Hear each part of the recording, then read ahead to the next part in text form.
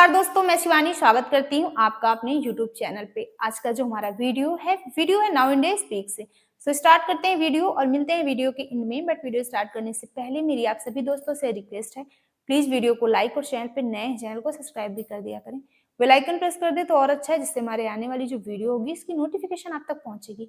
तो स्टार्ट करते हैं वीडियो। इस वक्त एक बहुत बड़ा जियो political and Jio economics event हो रहा है अबू धाबी में। वो एनुअल कॉन्फ्रेंस है जो दिल्ली में हुआ करती थी, यानी कि राइजीना डायलॉग। ये जो इंडिया का मॉडल है ना राइजीना वाला, इसको देखना पड़ेगा। ये बहुत बड़ी चीज है भैया, ये बहुत बड़े पैमाने पे वो कर रहे हैं। इसको रियलाइज करें कि ये फ्यूचर है। That's you build your soft power. ये भी अखंड भारत ही है। ये सोचने की बात है। ये इस दौर का अखंड भारत है। ये नए दौर का अखंड भारत है। डॉक्टर जयशंकर ने और जो यूएई के फॉरेन मिनिस्टर हैं उनकी आपस में मीटिंग हुई है और जी बताया ये गया है कि दोनों कंट्रीज जो हैं वो मिलकर डिफरेंट इश्यूज के ऊपर काम करेंगी। डोनाल्ड ट्रंप का ये कहना है कि प्रधानमंत्री मोदी विजिट करेंगे यूएस फरवरी में।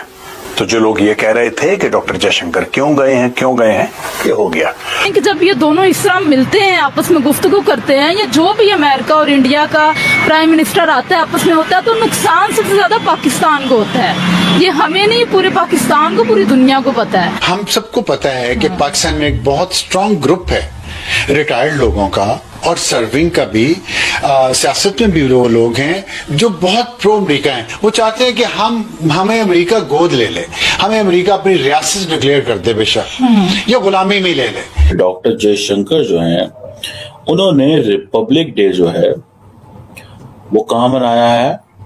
अबू धाबी में। ये एक मामूली चीज नहीं है, ये गैर मामूली चीज है। This is a very uncommon thing. बहुत बड़ा जियो political and Jio economics event हो रहा है अबू धाबी में, और वो एनुअल कॉन्फ्रेंस है जो दिल्ली में हुआ करती थी, यानी कि राइजीना डायलॉग। और दिल्ली में ये कॉन्फ्रेंस हर साल होती थी और इसमें बहुत सारे कंट्रीज से डिग्नेटरीज आते थे और उसमें शामिल होते थे। लेकिन आज इस साल राइजीना डायलॉग अबू धाबी में इसलिए हो रहा है क्योंकि इंडिया में कुंभ का मेला जारी है। जो राइजीना डायलॉग है, ये है जियो पॉलिटिक्स एंड जियो इकोनॉमिक्स। तो इंडिया तो मास्टर है जियो पॉलिटिक्स का और जियो इकोनॉमिक्स का। तो इंडिया नहीं करेगा ये सब, तो कौन करेगा? मुझे ये बताइए, आप बताइए जरा मुझे, ये कौन करेगा? इंडिया ही करेगा ना। जियो पॉलिटिक्स और जियो इकोनॉमिक्स का जो एक्सपर्ट होगा दुनिया का। तो वो जो कहते हैं ना, भारत में कहा जाता है अखंड भारत, ये भी अखंड भारत ही है। ये सोचने की बात है। ये अखंड भारत जरूरी नहीं इस तरह हो कि वो कहें कि आके कब्जे करें पूरी कंट्रीज के ऊपर और कहें कि अपना परचम लगा दें और दिल्ली पे जो है वो झंडा लहराएं और हर जगह जो है जाके अफगानिस्तान पे झंडा लहरा दें, या पाकिस्तान में कहीं पर भी नो। और या अबू धाबी में जाके वो कहें कि हमने अपना झंडा लहराना है, जैसे कि वहां पे कहा जाता है। ठीक है ना, जैसे कि आपको पता ये कौन कहता है। तो दिल्ली पर जो झंडा लहराने की बात ज्यादा हम ही सब किया करते हैं। India, middle east, Abu Dhabi, Saudi Arabia, UAE पर झंडा लहराने की बात नहीं करता अपना। वो अपनी इकोनॉमिक्स का, अपने जियोपॉलिटिक्स का झंडा गाड़ देता है इन कंट्रीज में। एक होता है झंडा लहराना, ग़ज़वा हिंद, और एक होता है अपनी जियो पॉलिटिक्स और जियो इकोनॉमिक्स के झंडे गाड़ना पूरी दुनिया में। इसको भी अखंड भारत ही कहते हैं भाई, समझने की कोशिश करें। ये इस दौर का अखंड भारत है, ये नए दौर का अखंड भारत है। डोनाल्ड ट्रंप का ये कहना है कि प्रधानमंत्री मोदी विजिट करेंगे यूएस फरवरी में। तो जो लोग ये कह रहे थे कि डॉक्टर जयशंकर क्यों गए हैं, ये हो गया। और ये एयरफोर्स वन में बैठ के उन्होंने प्रेस से वार्ता करते हुए ये बताया कि भारत के प्रधानमंत्री नरेंद्र मोदी फरवरी में यानी कि अगले महीने यूएस को विजिट करेंगे। यह भी बात हुई है कि डोनाल्ड ट्रंप भारत विजिट करेंगे पहले 100 दिन के अंदर। चीन की भी विजिट है और भारत की भी विजिट है, ऐसा कहा गया है। लेकिन ये अनाउंसमेंट जो है ये डोनाल्ड ट्रंप ने खुद बोली है कि प्राइम मिनिस्टर नरेंद्र मोदी आ रहे हैं, ये खुद उन्होंने अनाउंस करा है। यानी कि उन्होंने बात करी होगी आपस में लीडर्स ने और डिसाइड करा होगा कि पीएम मोदी जाएंगे। पहली चीज तो है। दूसरी बात यह है, Trump says India will do the what's right on illegal immigration, they will do the right thing.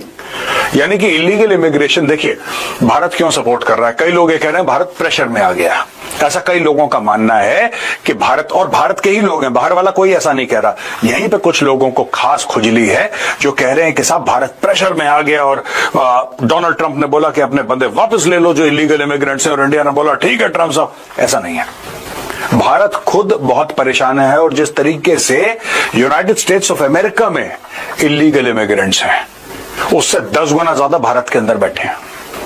आपको पता है सिर्फ बांग्लादेशी 2.5 करोड़ से ज्यादा भारत में है।